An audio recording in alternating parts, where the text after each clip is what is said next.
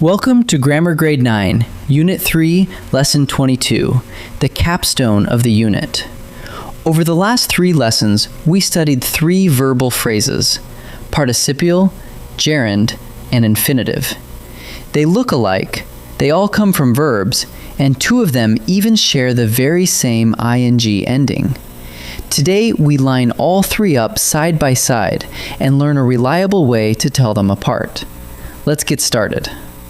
Welcome to the capstone of Unit 3. Over the last 3 lessons, we met 3 special phrases: the participial phrase, the gerund phrase, and the infinitive phrase. They're called verbals, and here's the thread that ties them together. All 3 come from verbs, but none of them actually act as a verb in the sentence. Instead, a participle works as an adjective, describing a noun. A gerund works as a noun, and an infinitive is the flexible one. It can work as a noun, an adjective, or an adverb. So how do you tell them apart? You look at 2 things: their form and their job. Let's start with form, the way each verbal looks on the page. An infinitive is the easiest to spot. It's the word to plus a verb, like to sketch or to explore. A participle takes one of 2 shapes. It ends in ing, like sketching, or in ed, like painted. And a gerund always ends in ing, like sketching. Now look closely, because here's the catch that trips everyone up. Ing all by itself can't decide anything, since 2 of our 3 verbals share it. Form gets you started, but it won't finish the job. So when you see an ing phrase, how do you know if it's a gerund or a participle? You ask what job it's doing. Watch this pair. Sketching the skyline calmed her nerves. Here, that phrase is the subject of the sentence. It's the thing that calmed her nerves, which is a noun's job, so it's a gerund. Now the second one. Sketching the skyline, she lost track of time. This time, the very same words describe she, telling us what she was doing. That's an adjective's job, so it's a participle. Same ing words, but the job decides which verbal you've got. Let's put all 3 side by side. This is the whole unit on one board. First column, the verbal. Second column, its form. Third column, its job. A participle has the form ing or ed, and its job is always adjective. It describes a noun. A gerund has the form ing, and its job is always noun. An infinitive has the form to plus a verb, and its job can be a noun, an adjective, or an adverb. Read across each row and you've got it. Form narrows the choice down, and the job confirms it. Here's a quick 3-step check you can run on any verbal. Step 1.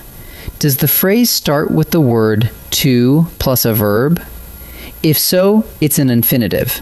Done. Step 2. If it's an ing phrase, ask whether it's doing a noun's job, like being the subject or an object. If it is, it's a gerund. Step 3. If instead the ing or ed phrase is describing a noun, it's a participle. Notice the pattern. You check the form first, but when 2 verbals share a form, the job breaks the tie every time. Let's practice. Time to practice. In this first set, I'll give you a sentence with 1 verbal phrase, and you name it: participial, gerund, or infinitive. Think about both its form and its job. Pause the video and try each before I reveal the answer. Reading mystery novels is her favorite hobby. That phrase ends in ing, so it's either a gerund or a participle. Ask the job. Reading mystery novels is the subject of the sentence, the very thing that is her hobby. That's a noun's job, so this one is a gerund. The runner stretching by the gate is my cousin. Again, we have an ing phrase, so we check the job. Stretching by the gate isn't the subject. The runner is. Instead, it describes the runner, telling us which runner we mean. That's an adjective's job, so this phrase is participial.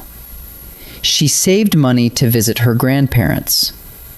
This phrase starts with to plus a verb, to visit, which is the dead giveaway.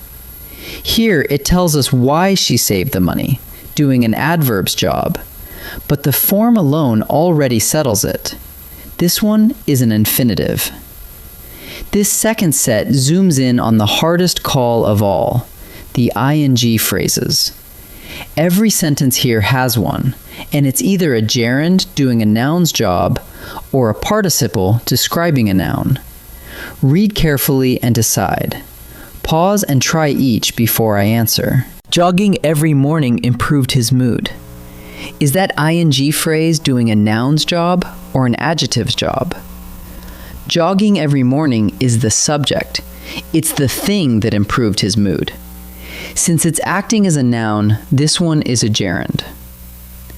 Jogging along the trail, Maya spotted a deer. Same opening word, but watch the job. Jogging along the trail isn't the subject. Maya is. The phrase describes Maya, telling us what she was doing as she spotted the deer. That's an adjective's job, so this one is participial. The committee enjoys hosting the annual fair.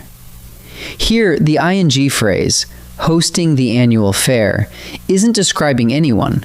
It's what the committee enjoys. That makes it the direct object of the verb enjoys, which is a noun's job. So this phrase is a gerund. Let's gather up the whole unit. All three verbals come from verbs, but none of them act as a verb. A participle works as an adjective, a gerund works as a noun, and an infinitive works flexibly as a noun, an adjective, or an adverb. Form gives you the first clue. To plus a verb is an infinitive, while ing and ed point toward participles and gerunds. And when an ing phrase could go either way, the job settles it.